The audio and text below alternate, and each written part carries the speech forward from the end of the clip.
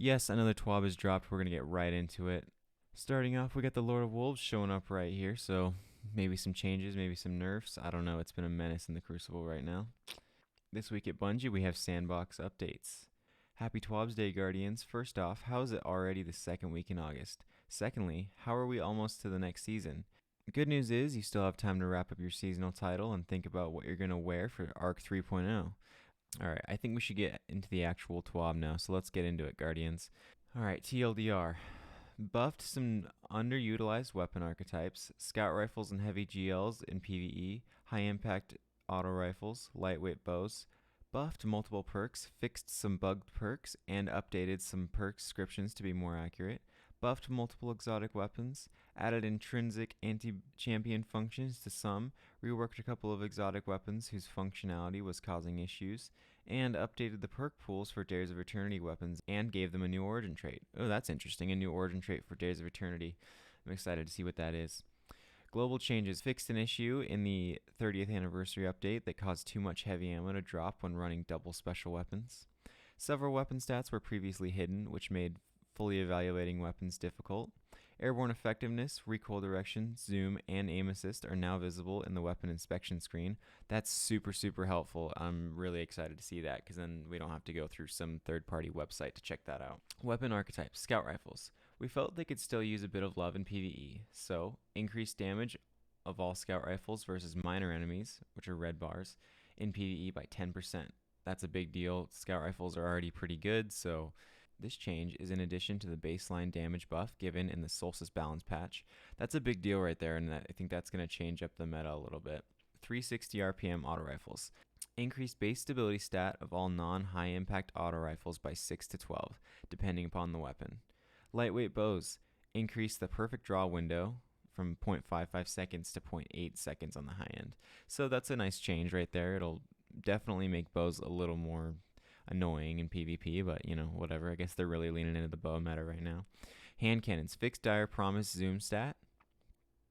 Got changed from 13 to now 14. Okay. Glaive melee attacks can now activate the exotic armor perk on feedback fence. Oof.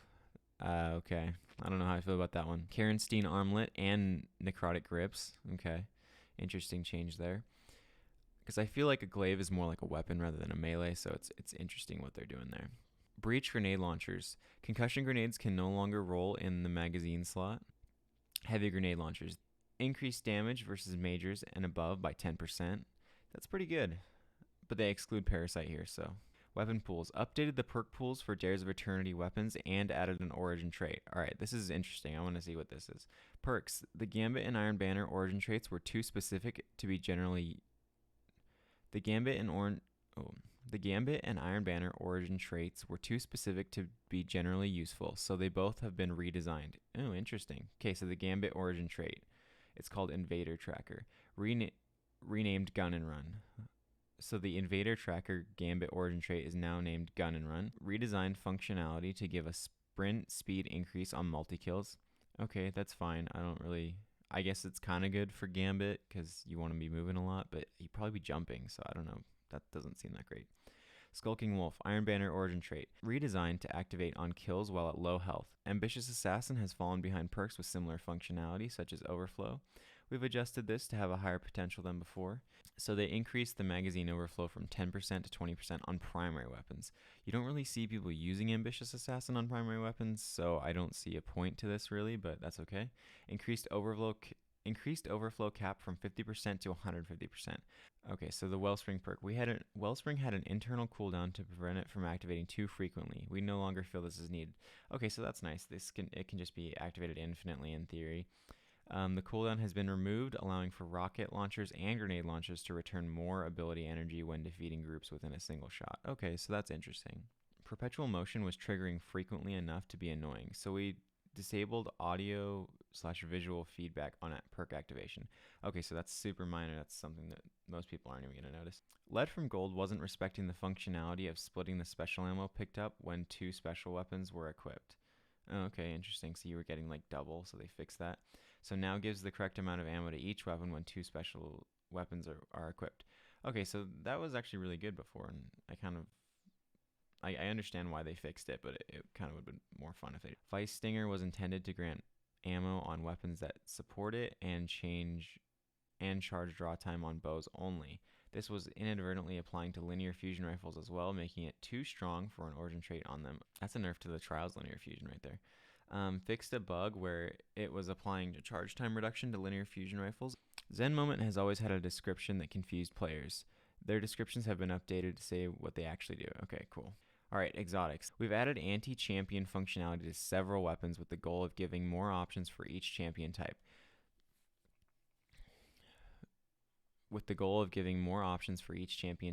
Split across weapon slot and ammo type. We expect to do this from time to time in the future as well. Okay, so Le Monarch now has overload rounds on poison arrows, so you still have to hit that perfect draw time, but they just increased that, so it's a lot easier. Thunderlord added intrinsic overload. Malfeasance added intrinsic unstoppable to explosions. Okay, so this is really, really good right here. This is something that's really interesting, and I hope that they continue to add more of these. Added plus 25 to base airborne effectiveness stat from 28 to 53 to match other precision hand cannons with intrinsic bonus. Okay, so that's interesting. Makes it a little bit better in PvP.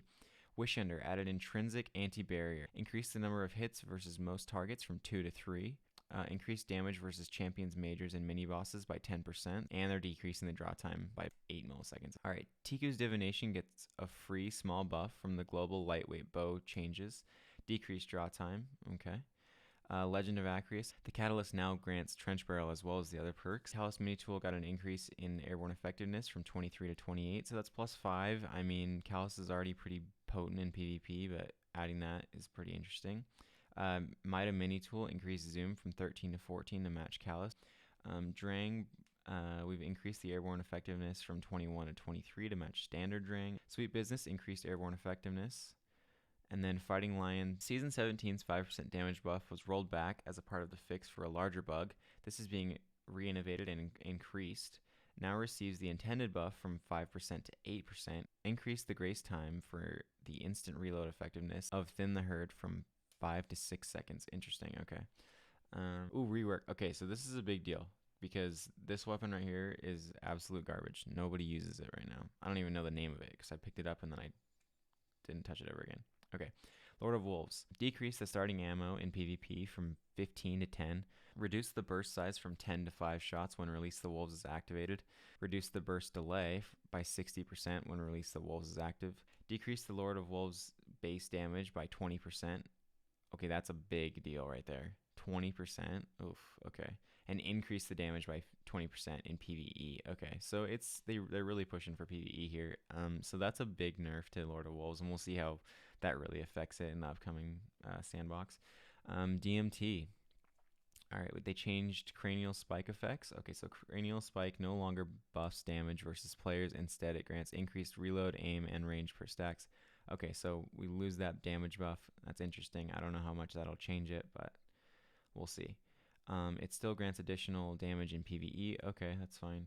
Upon reaching max stacks of cranial spikes, the catalyst will now increase hip fire by 50 RPM. Interesting. So it can now fire at 180. That's interesting. But will deal reduced damage by 20%. Okay, so I mean, you'll definitely be putting out more damage if you can hail your shots. So that's interesting. Collective Obligation. All right, so here's this exotic that they're reworking. This is the new raid exotic that came out with Valve the Disciple that nobody uses. All right, they increased Void Leecher to 15 seconds, but it remains at 10 seconds for PvP. Removed the cooldown entirely. Interesting. Added 20% damage bonus against PvE combatants only while Void Leecher is activated. Okay. Takes less hits to fully charge Void Leecher. All right. Kills against debuff targets instantly charge Void Leecher. Void Leecher is also instantly charged when your character is affected by Void debuffs. Does not work if you're hitting yourself with your own suppressor grenade. Okay. Fixed a bug where Umbral Sustenance was activating with non-void overshields. Okay. So, I mean, it's a change. I mean, removing that cooldown altogether is a big deal, but I still don't see it coming into the meta at all. All right, armor. All right. In update 6.2.0.1, We will be reducing the effectiveness and damage resistance used by Omnioculus and Whisper of Chains in PvP. Ugh, okay, here we go. Okay, so basically we get reduced all the way down to like the base stat that we could hit pre-patch. That's rough right there. That's gonna make some changes to Omnioculus. I mean, it's not gonna change it up too much because just being invisible in general is really good, but that's interesting. So here's some things that they're going to try to address in the future. But that's about it for this week's TWAB. If you found any of this content helpful or entertaining, go ahead and hit the subscribe button and leave a rating down below. Thank you so much for watching and have a good day, Guardians.